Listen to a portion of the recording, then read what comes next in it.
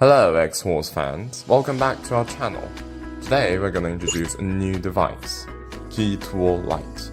Now let's take a look at this package. Open it. Here's an instruction manual in English which gives a brief description of how to use the device. Then there's Key Tool Lite. 1 programming cable and 6 wired remotes as gifts. Please note that the gifts are limited, first come, first served.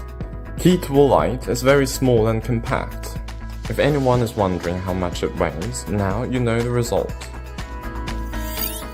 The coil is used to read transponder and remote data, collect remote frequency, and collect transponder data. It supports frequencies of 125 kHz and 134 kHz. The area below is used to identify the IC card. And there's a working status indicator. If it is on, the device is in working mode. And a flashing light that indicates that the device is upgrading. This port is used to connect the programming cable. Key Tool Lite is a wired device. The cable features a Type-C interface and can only be connected to Android phones with the OTG function. The iPhones are not supported. If your phone is not equipped with a Type-C interface, you'll need an adapter with an OTG sign. Then we try to connect it to the phone.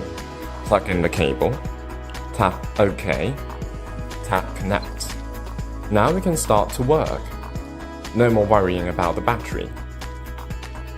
Please note that if your phone pops up such a dialog box, you need to follow the prompts to turn on the OTG function.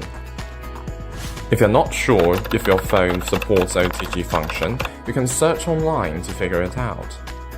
After work, just unplug the cable to turn off the device. Okay, that wraps up the unboxing video.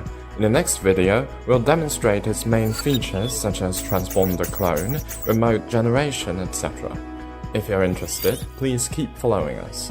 See you in the next video.